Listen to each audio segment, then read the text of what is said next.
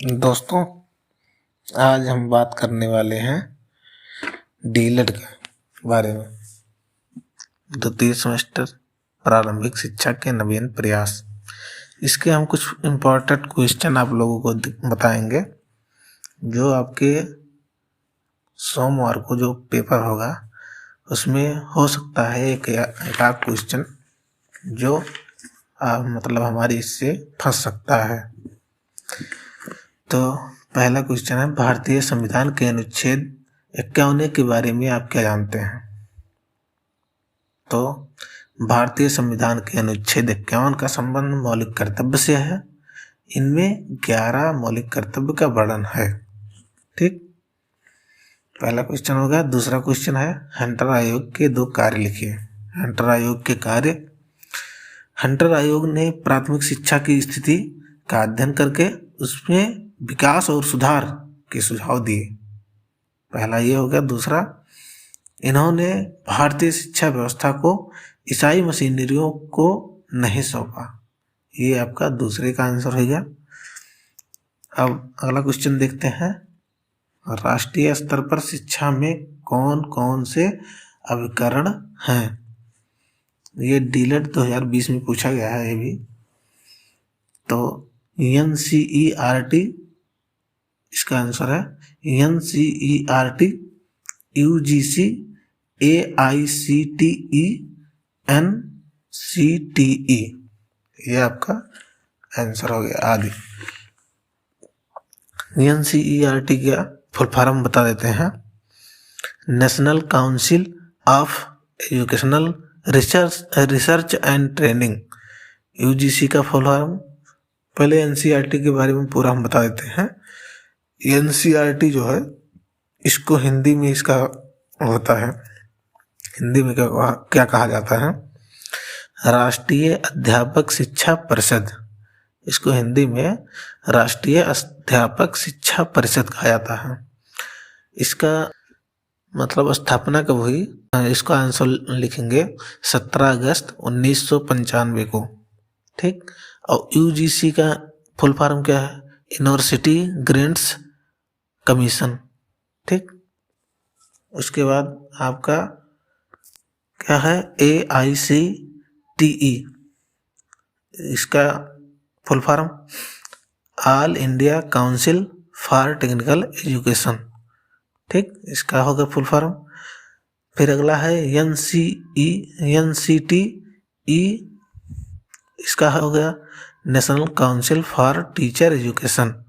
ठीक, अब अगला क्वेश्चन हम लोग देख लेते हैं, शैक्षिक उन्नयन में ब्लॉक संसाधन केंद्र की क्या भूमिका है? ठीक, इसका उत्तर है, विकास खंड स्तर पर ब्लॉक संसाधन केंद्र बेसिक शिक्षकों के लिए प्रशिक्षण तथा कार्यालय का आयोजन करके शिक्षा सहायता उपलब्ध कराता है। इसकी स्थापना का उद्देश्य शिक्षा की गुणवत्ता में सुधार और जिला स्तर पर शैक्षिक गतिविधियों को तेज करना है। ठीक, अगला क्वेश्चन है, लॉर्ड कर्जन ने प्राथमिक स्तरीय शिक्षा में क्या क्या सुधार किए? ठीक, तो इसका उत्तर हो गया, प्राथमिक शिक्षा संबंधी निम्नलिखित सुझाव दिए गए। पहला है, तो पहला क्या हो गया? प्राथमिक शिक्षकों को 2 वर्ष की सड़क्ष प्रशिक्षण देने की व्यवस्था की जाए, साथ ही इनके वेतन के सेवा शर्तों में सुधार किया जाए। ठीक, दूसरा क्या है? प्राथमिक शिक्षा का प्रसार करना सरकार दायित्व है, अतः इस ओर सरकार को ठोस कदम उठाना चाहिए। दूसरा हो गया। तीसरा क्या है? क्षेत्रीय आवश्यकताओं को ध्यान में रखकर प्राथमिक शिक्षा का पाठ्यक्रम तैयार कराया जाए, इनमें उपयोगी विषयों को सम्मिलित किया जाए। चौथा क्या है?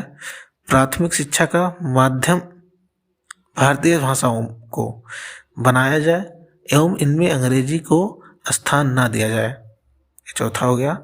पांचवा क्या है? प्राथमिक स्तर की शिक्षण को विधियों का विकास किया जाए तथा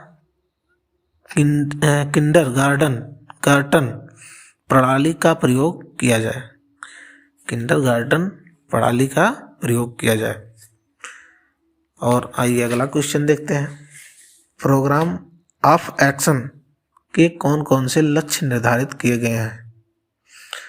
तो इसका उत्तर हो जाएगा, इनमें नारी समानता के लिए शिक्षा के अनुसूचित जनजातियों तथा पिछड़े वर्गों को शिक्षा अल्पसंख्यकों की शिक्षा, विकलांगों की शिक्षा, प्रौढ़ एवं सतत शिक्षा और पूर्व बाल्याकन, परिचार्य एवं शिक्षा संबंधी परियोजनाओं को प्रस्तुत किया जाए। इसका ये आंसर हो गया। अगला क्वेश्चन देखते हैं, स्कूल चलो अभियान कब प्रारंभ हुआ? जुलाई 1996 में कक्षा 1 से 8 तक के 6 से 14 वर्ष के सभी बच्चों को विद्यालय के प्रति आकर्षित करने के लिए स्कूल चलाओ अभियान चलाया गया। और अगर जो ये पूछा जाए कब चलाया गया, तो आप ये कह सकते हैं वर्ष 2004 में चलाया गया। कब चलाया गया? स्कूल चलो अभियान कब चलाया गया? वर्ष 2004 में चलाया गया। ठीक। अगला क्वेश्चन है, बिना बोझ के शिक्षा के में कितने प्रकार के बोझ बच्चों होने की बात कही गई है? इसका आंसर हो जाएगा 2 प्रकार के बोझ। नंबर 1 भौतिक बोझ, नंबर 2 मानसिक बोझ। अगला क्वेश्चन, समवर्ती सूची में दिए गए विषयों पर नीति एवं कानून बनाने का अधिकार किस सरकार को है? ये 2016 में पूछा गया है। ये इम्पोर्टेंट है आपके लिए। केंद्र एवं राज्य सरकार दोनों को है। कौन है? किसको है? केंद्र और राज्य सरकार को दोनों को। अगला क्वेश्चन है, पाठशाला को बाग, शिशु को पौधों और शिक्षक को माली कहने वाले विचारक का नाम लिखिए। तो इनका नाम क्या है? फ्रावेल। क्या है? फ्रावेल। ठीक। अगला क्वेश्चन है, भारत के एक पंथ निरपेक्ष राष्ट्र की घोषणा का उल्लेख कहाँ पर है? तो इसका आंसर हो जाएगा संविधान के 42वें संशोधन में। ठीक है। अगला क्वेश्चन है, प्रयोजनवाद किसमें आस्था नहीं रखता है? प्रयोजनवाद किसमें आस्था नहीं रखता है? इसका आंसर हो जाएगा ईश्वरीय सत्ता में। क्या हो जाएगा? ईश्वरीय सत्ता में। प्राकृतिक के अगला क्वेश्चन है, प्राकृतिक को दूसरे किस नाम से जाना जाता है? भौतिकवाद के नाम से। इसका उत्तर हो जाएगा भौतिकवाद के नाम से। अगला प्रश्न है, प्रश्न शिक्षण विधि के कौन जनक हैं? अगला क्वेश्चन है, प्रश्न शिक्षण विधि के जनक कौन है? इसका उत्तर हो जाएगा सुकरात।